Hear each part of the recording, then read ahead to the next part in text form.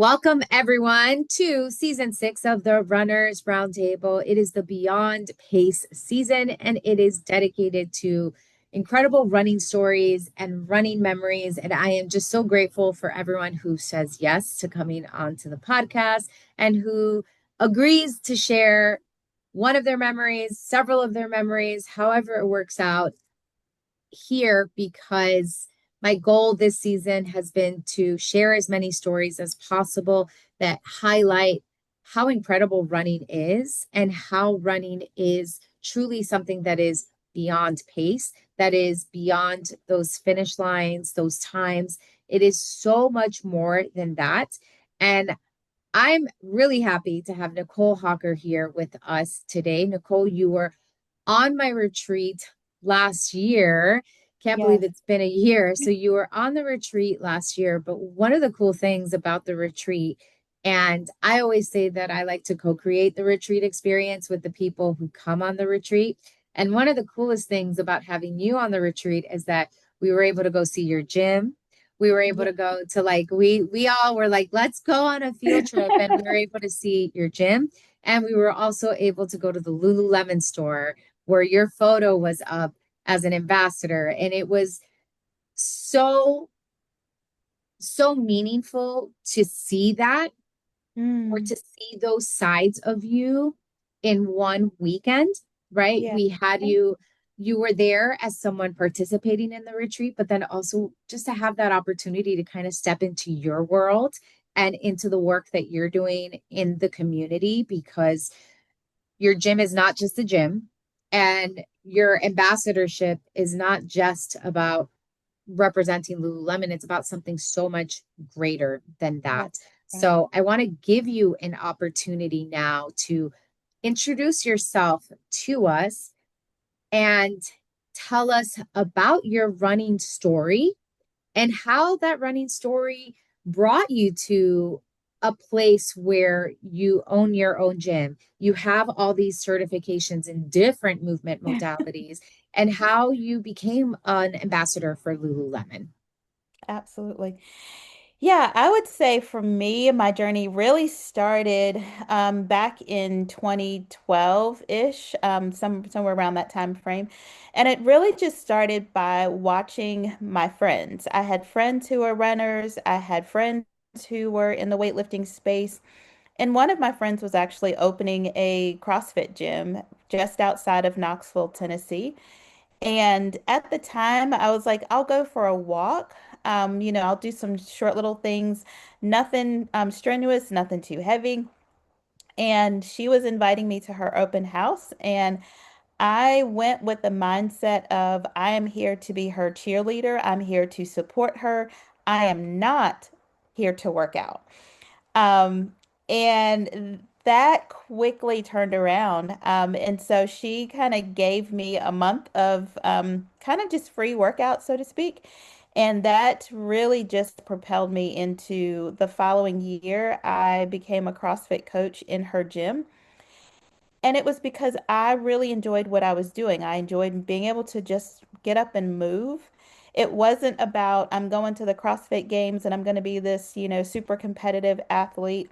It was more of I am just getting up and moving, and I want to be able to help other, at the time, stay-at-home moms get up and move as well.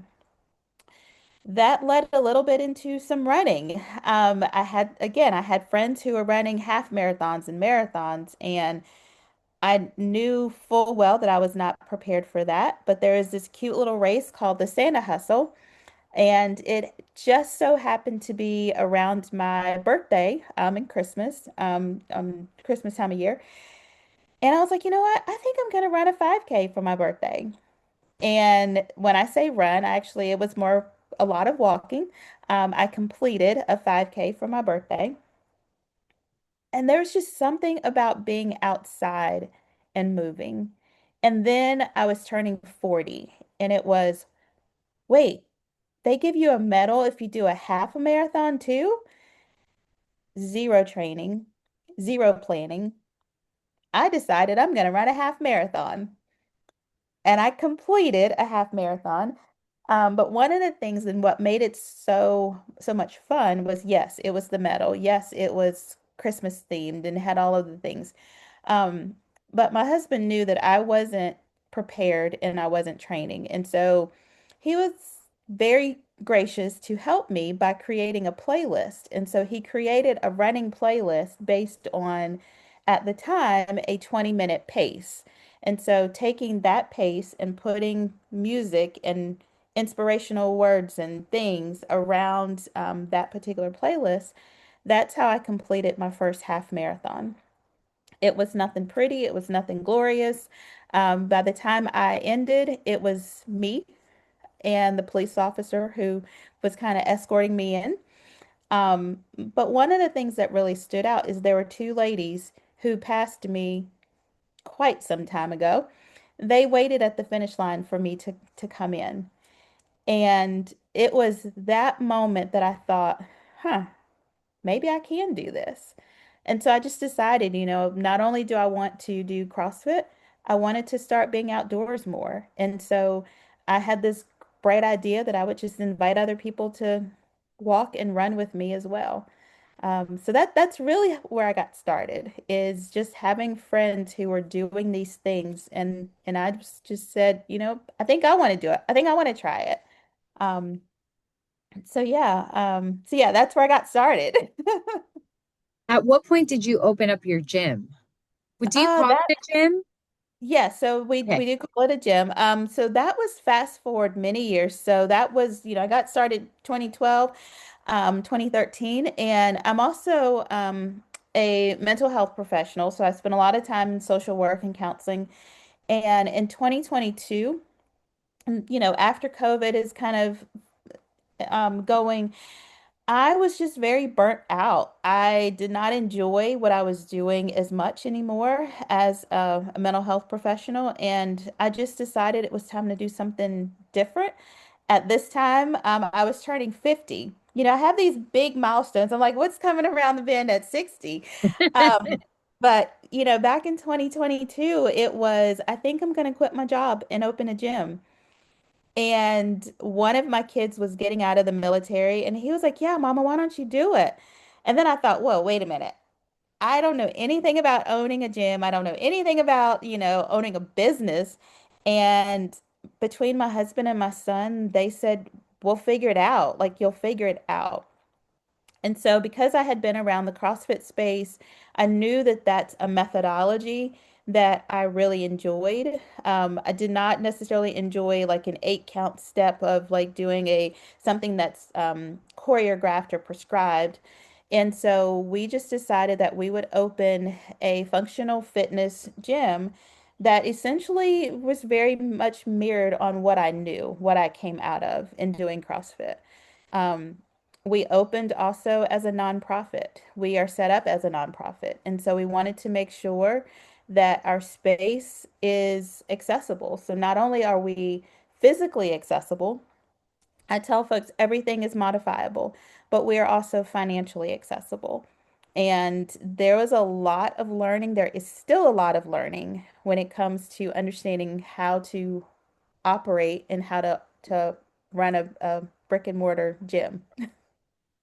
Yeah. At what point did Lululemon, are you currently still an ambassador for Lululemon? I just wrapped up my 3 years, and I went by this store yesterday to get my big photo off the wall, and it was just kind of like bittersweet. I was like, oh my gosh, it's coming down.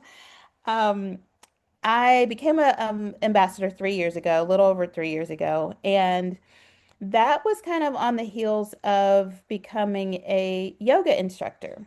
Mhm. So, again, I had friends who were yoga instructors, and I had a woman come to me and she said, I would love to be able to bring yoga into the Black and Brown community that is truly not necessarily accessing or experiencing yoga in our community. And so I took her yoga teacher training.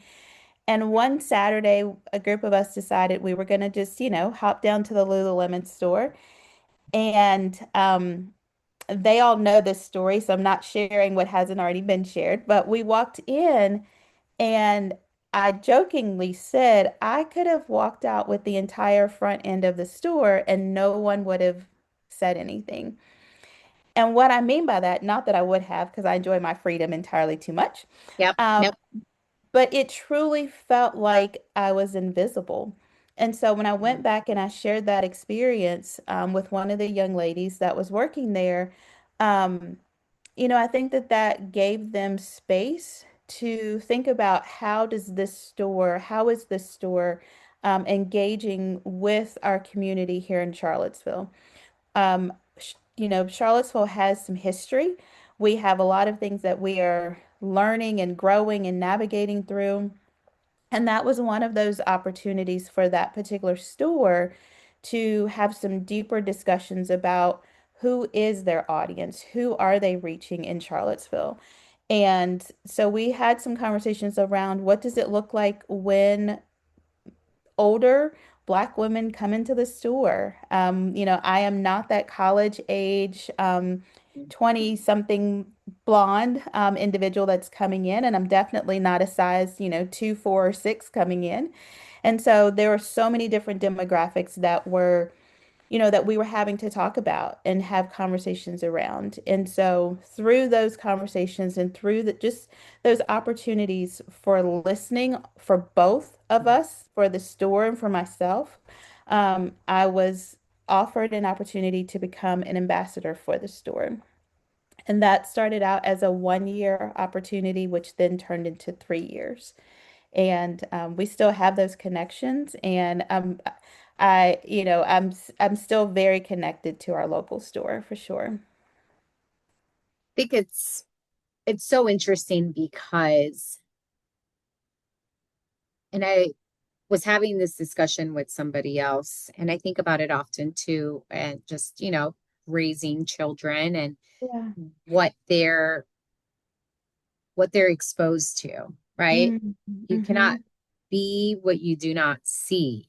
Yeah. And you Yeah. cannot believe something is possible for you if there aren't others like you that are Right. doing it or that are living it. And it takes a lot of courage to be the first person to Mhm. say something. And I can only imagine you're navigating a lot of new spaces, or we're Yeah. navigating a lot of Yeah. new spaces. Because I feel like I remember last year we talked about even just like you apply for grants, right? For Right. the Yeah. gym. So it's like that is something that is new too. And it's very much so Yeah. engaging with the wellness space Mhm. very differently, right? Like I think on both ends, because in many ways, this was something that was highlighted for me during the pandemic, the Mhm. whole, profits over people, and just Yes. how are we actually serving our communities, and how are we showing everyone what's possible for them?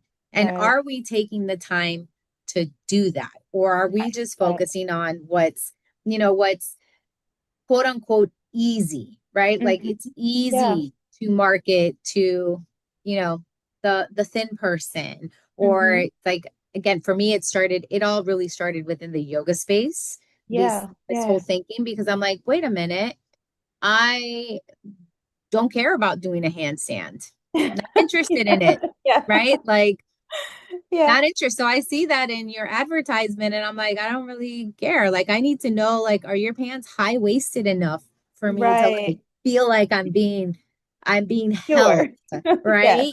So that's kind of where it all started for me. And I'm curious for you, was there ever a point where you were like, should I be asking these questions? Should I be trying to do this? Should I be the one that is speaking up for people that perhaps I would say maybe don't feel like they're worthy of being spoken up Yeah. for, or they're tired of being Mhm. like, hey, I'm here too. Yes. Yeah. I think what did it is so my husband and I we had spent quite a number of years living in East Tennessee. And there are not a lot of there is not a lot of diversity where we lived, in just this little small town outside of Knoxville. And that became our norm. It became normal for me to go days, weeks, without seeing other Black and brown people, outside of maybe my children. My kids, biracial, they went to a school where it was pretty much the norm that they were the only person of color in their classroom. And so, again, that just became our norm. And when we moved back to Charlottesville, we moved back into a space that was my home, that was comfortable for me.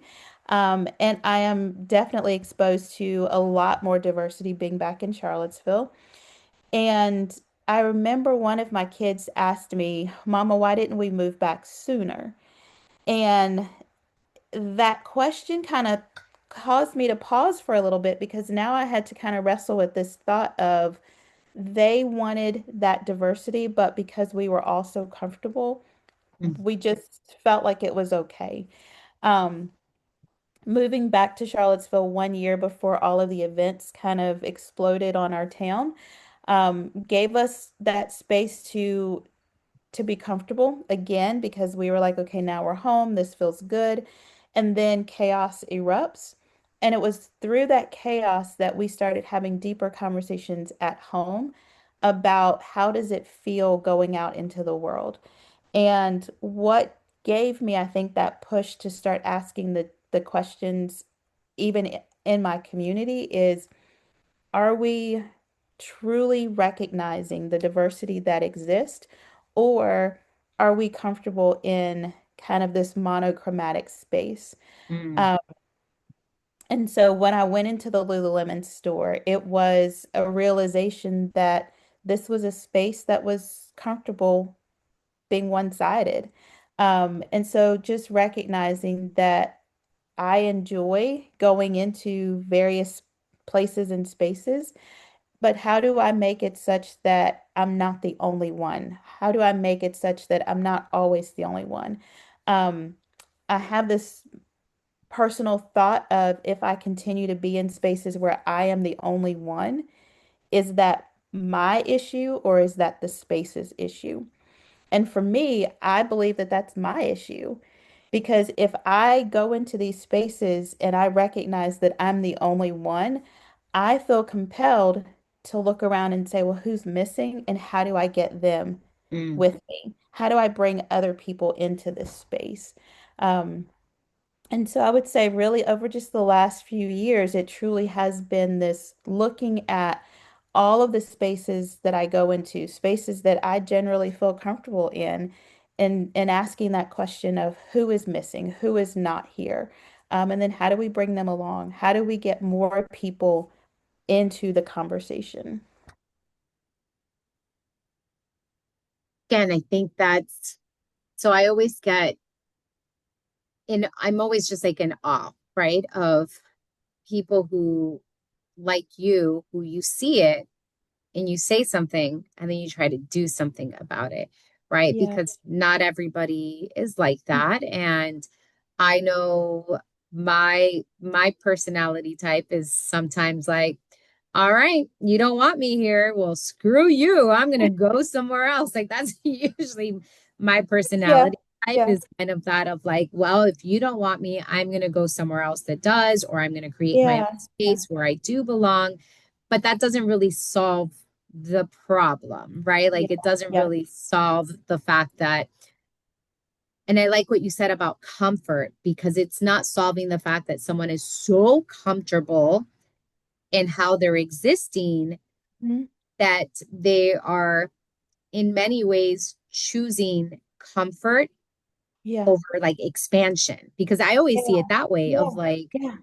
how are you just something as simple as like, I always like, I go into again within the yoga sphere, it was Mhm. very much I'm like, do you know how many people live in Miami? And how many people can potentially come into this studio and take this class, and yet they're never going to because they don't Right. feel like they belong. And this Right. happened, no lie, this happened to me at one of the classes I taught. Um, I had a woman come in, and afterwards, whenever you have someone new, right? Like you try to like Yeah. start a conversation with them. And I'm just asking her where she's from. And she was telling me that she herself was a yoga teacher from a different part of Florida. And Okay. that every single day she would walk by the studio because she lived in the area. She would walk by the studio every single day. And Mm, every single day, all she would see was a certain body type walk out of the studio, and because that's all she saw, she thought she did not belong in the mm, space. Until wow. one day she was like, you know what? I'm just going to go check it out. And like, I'm just going to go. And Yes. Yeah. thankfully Yeah. she landed in my class. And it was my class was essentially like a yoga for athletes type of class. So it was not your heated power class. It wasn't like Yes. it was more, yeah, it was just a different style of class. And the way I engage with my students is through storytelling and Mhm. making jokes and just trying to make people feel like comfortable there. Yeah. And she was like, if I would have known this was the type of class that this studio had, I would have Mhm. come more often. Right. And that was just one of those things where I'm like, just how many of us are like that, right? Where Right. we see what's in the window display, or we see what's on social media, or we see what's projected to us, and we think that's not a space for us because Right. look what they're highlighting.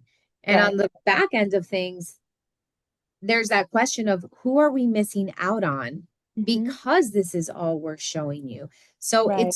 it's all, again, for me it came very heavy in the yoga space. Would you say, not like with all the certifications that you have and the experience that you have, is there one space over another that you feel like there's not as much inclusion as there could be? I kind of see very similar thread running throughout. One of the things that I was thinking about, and I don't want to call any, particular brand names, but there was a recent display in a window that caused a big stir. And, one of the things that I started to think about though with this particular conversation is when I saw this, I was immediately like, well, yeah, absolutely. They are correct. And so my thought process, then I started digging in and I started reading what other folks were typing and saying and, perspectives. But what I have found is that, as much as I want to believe that the running space is inclusive, I think even the running space, just like the yoga space, just like the CrossFit space, that all of those spaces have the capacity to be exclusive.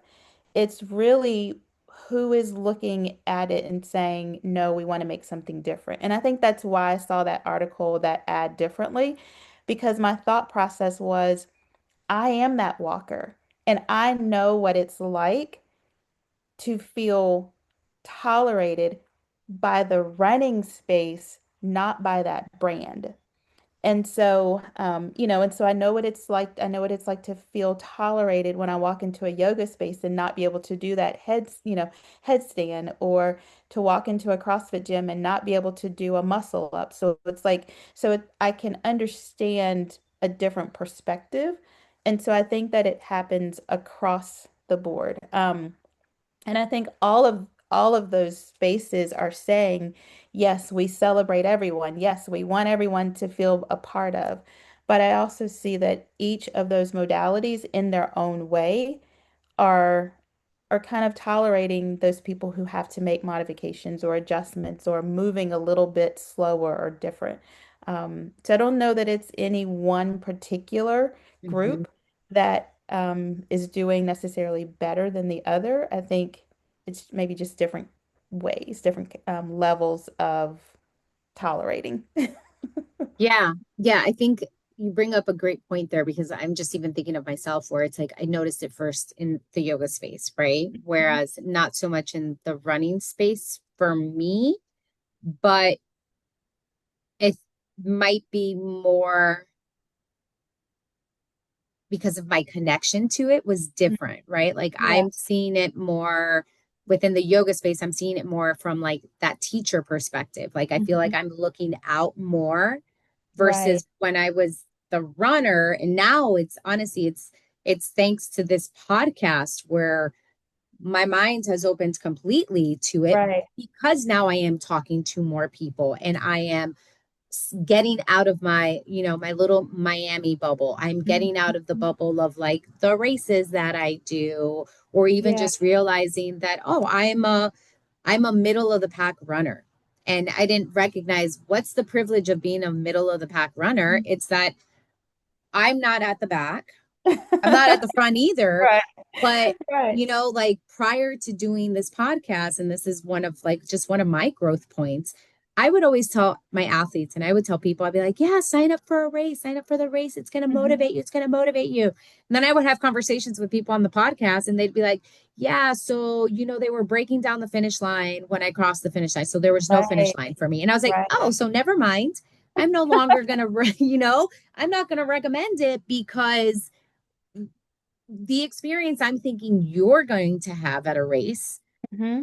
is the experience of someone who's in the middle, right? Like it's a Yeah. middle of the Oh, pack yeah. experience, not Right. a back of the pack experience. And even just like I've had conversations with people about their front of the pack experience, right? Like front Hmm. of the pack.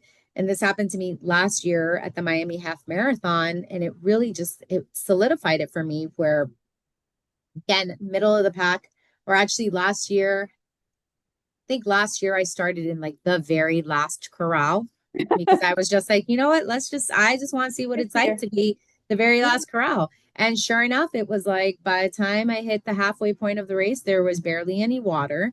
There's none of Hmm. that. And I'm like, oh, yeah. So that front of the pack runner who got an hour in the dark and who had water at all the stations, no Right. wonder they don't understand what I'm saying because their race was totally different Right. even though we Right. ran the same course, completely different experience. So I think that's where the difference for me lies is that Hmm. it's experience, right? And it's just Right. the scene of the bodies that come into a space and wondering, this is such an incredible thing. Being able to run, being able to walk, being able to ride a bike, to do Yeah. yoga, to lift a weight, like all of those things are so incredible. So why not question how we can get more people in here? But Yes. questioning is one thing, taking action is another, right? Like I sit with these questions all the time, but you were like, this is a great question. Now let me actually talk to the store owner and be like, hey, what's going on here? So Right. that's the additional step that you do that I'm inspired by it because as I said, not everyone does that. And there is a there's both bravery, courage. Well, it's like three things, right? Because it's like bravery, courage, and a vulnerability to Hmm. asking those questions. Because you Right. could have asked and they could have been like, Yeah. yeah, so we don't want to talk to you about it, Right. Right. you know? So, all right. Okay. All of this, the background of running, and I love diving deep into issues of inclusivity and just figuring out how do we make these spaces truly more welcoming to other people. So thanks for going on that little deep dive with me. I want to bring us back though to the theme of this season and the theme of this episode, which is your favorite running memory. And you've shared tidbits with us. Now I'm wondering if there is any other memory that really stands out to you that you're like, this is a good story to tell. Yeah. I would say one of my most favorite race memories is actually when I did this race called the Every Woman's Marathon in Savannah, Georgia. And the reason that that race actually stands out for me is it was my second marathon. And it wasn't that it wasn't that there was like any one particular thing that truly stood out. It was just the fact that it was a second marathon. And I could look at that and say, I'm completing my second one. Um, the weather was beautiful, the location was beautiful, and being able to complete that race, it was almost like the first marathon was. I was able to just check that off and be like, yes, I did it. But to be able to train and to come back and do it again was really phenomenal because it gave me the sense of I have truly accomplished it. Yes, that first one was great. I did it. But now the second one was like, yes, I am a marathoner. I was a marathoner when I did the first one, but that second one just really, it was almost like it just made it solid. Like, yes, this is it. And again, it was just the location, the people, all of the things that really just go into being at a race was just pretty phenomenal. That was 2024, right? Yes, I was like I had to think backwards. Yes. I know. I'm like, Yeah. especially we're like at a funky point in 2026 where I was like, is that 2 years? Two? Yes, Yeah. no. So it Yeah. was 2024. Can you Right. tell us a little bit about your training and how you trained for that race? Yeah, so my first marathon, I'll start with that one. I actually trained by myself. I had a plan that was through this organization called the Richmond Marathon here locally. So I had a training program that I followed for that race, and I just decided that I would use the same training program. And so a lot of it was just a lot of miles on my own. As I mentioned, kind of being in that space of kind of runner walkers, our particular running group here locally, there I would say are a lot more runners. There were not as many walkers at my pace or run walkers at my pace. Hmm. And so there were a lot of early morning runs solo, and I probably shouldn't say solo because my husband was out there, but he was in the car. He would Yeah. drive a little bit, and he would kind of be out with the lights, just making sure that the neighborhoods were safe. But yeah, a lot of it was just following a training plan that I had and just sticking to it, and many miles just out by myself. Um, but just determined that I was going to do it, that I was going to finish it. So we go every woman's marathon. And for those who are not familiar with it, one of the big things of every woman's marathon that it is a marathon made by women for women and very much so celebrating women. How did you feel during the race? And I ask this just because I ran that marathon as well. Hmm. And I've shared this before on the podcast. And honestly, anyone who speaks to me at this point is probably going to be like, Stephanie, just stop talking about it. Because I don't, I don't know if like how my heart processes being at races because I Mm, love just seeing all the people that are out there. And yes. with every woman's, it was absolutely amazing to kind of like talk to people while you were out running. Like there was Mhm. this one woman and she's like, I'm a grandma and this is my first marathon. And I was like, Yes. yes, like, and it was, I would say, probably one of the friendliest Yes. marathons Yeah. for that reason, where everyone on the course, like race day, was just looking for connection. Yes. So Yeah. that's why I ask you because I that was one of my takeaways from that Mhm. race was this is amazing to see women of all ages, all body sizes, all backgrounds. You would Yes. have a grandmother with a daughter, with a granddaughter, mother, friends, girlfriends, like all of it Yeah. together. How did that impact you? So I went into this race. I had a goal that I would be somewhere between 6 to 6.5 hours. I finished a little over seven, just at seven. And not because I was injured, not because I was, any of that. It was exactly what you said. I found myself slowing down and just talking to people, like getting to know people or taking pictures, just enjoying the race, enjoying the people that were there. And then finally at one point I was like, "Oh my gosh, I have to hurry. It's getting late." But part of it was again, it was just like you said, just the taking time to just enjoy people that were on the race.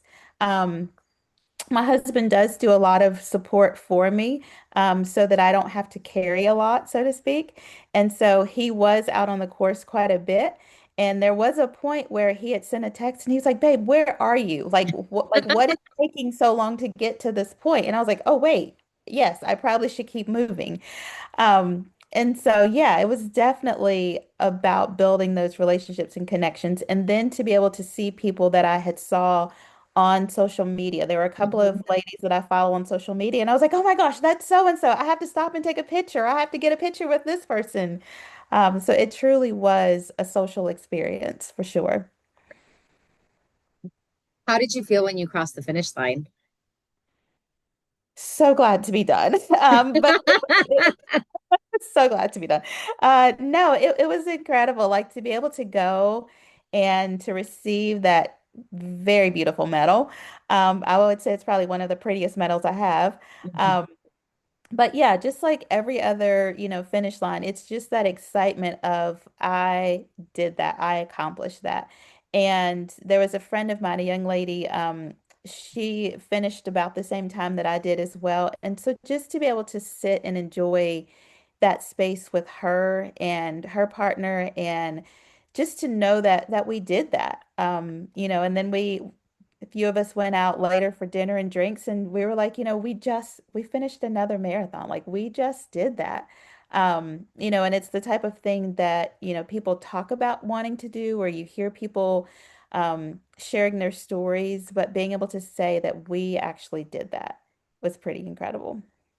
Yeah, listen, marathons are transformative Very. and they just are. And Yeah. sounds like you had a good day, which is great because Yeah. I always say too, it's like 26.2 miles is such a long time for a lot of things to happen. And you just kind of pray and hope that on that day, whatever goes down, you are capable of enduring and that you are capable of moving forward. So I'm glad that you had a good experience at that. Do you have any plans to run any other marathons? I do. So actually, I have signed up for two half marathons in Philadelphia later this year, September and November. And I'm also signed up for the Every Woman's Marathon in New Orleans. Um, Okay. when I did my first, it was I am going to do one and done. I'm not doing any more. And I kind of said the same thing with halves. And so here I am, getting ready for a third marathon, and I have no clue how many halves. Yeah, listen, that's that's the best part about running is you surprise yourself along the way because you will think I'll never do it again. And then you do. And I find that particularly the longer distances, it really is to me, in my experience, it is like having a kid where it's like the labor is so awful and you're like, oh my God, I'm never going to do it again. And then after a few months, you're like, oh, that was so much fun. And it's like, was it really fun? Yeah. And you're like, yes, it was. It just becomes the memories become something else. So with this idea of like memories becoming something else, when you think of this Every Woman's experience from 2024, how would you say it's shaped who you are as a runner today? I would say the biggest thing from that race to now, it's I'm not only looking at the races that I'm running, but along the way, I have become a running coach. And so I'm coaching other women. And so that is now part of my experience of helping other women cross that finish line. And something that I had an opportunity to do a year ago, which culminated this year, is to be able to become a race director. And so not only am I doing all of these runs myself, I'm now looking at, again, how do I get other people doing this? And then how do I get other people doing it in such a way that makes sense for that front of the pack, middle, and even the back of the pack runners? Oh my God, you are just like tapping into all areas of running, and I absolutely love that. Okay, Yeah. I have a series of questions here. There's Okay. like it's like five questions here, and All that's right. that's Okay. kind of how we're gonna get towards the end of this discussion. The Okay. first question that I have for you is if you could go back in time to speak to a younger runner version of you, what would you Hmm. say? I would say start sooner. Mhm. Just get outside and start sooner. There's so many miles, there's so much fun. Let's go for it. Just start sooner. Okay, flipping that, what hopes do you have for your future runner self? To continue running. I recently heard of a woman in her 80s doing the Boston Marathon. I don't necessarily want to run the Boston Marathon, but I do want to be running when I'm 80 and longer.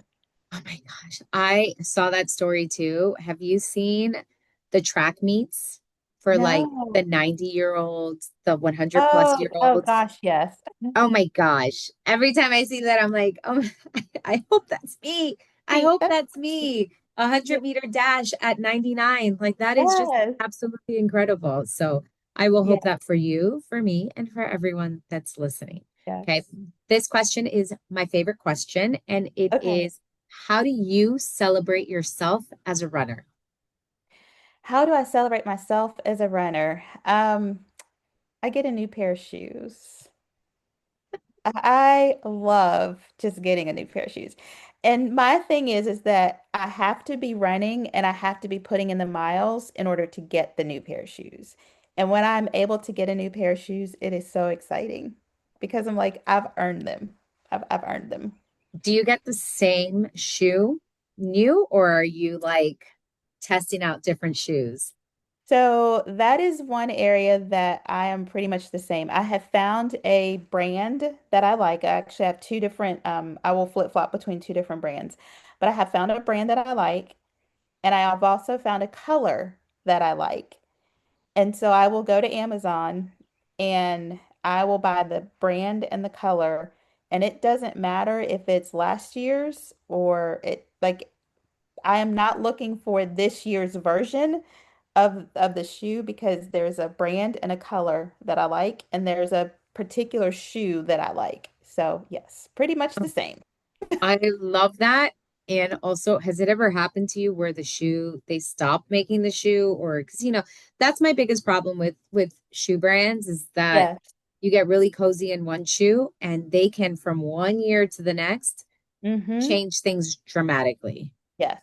So that's why I have two brands that I like. And so if I go onto Amazon and they don't have, brand B in this color, then I'm going to look for brand A in this color. And then I do have a third backup. If they don't have either one of those, then I will go to my other brand and be like, okay, I'll have to just, you know, go with those. But they are all three of these brands are really good as far as like the what I need in my running shoe, and so I'm okay to kind of move in and out of those three, Yeah. preferably two, but yes. Yeah.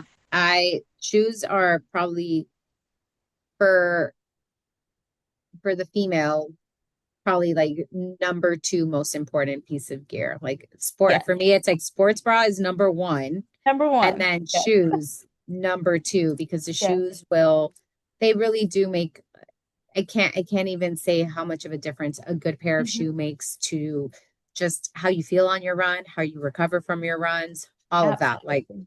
Yeah. absolutely. Yeah. Okay. Yeah. This is the easiest question, and it's, Okay.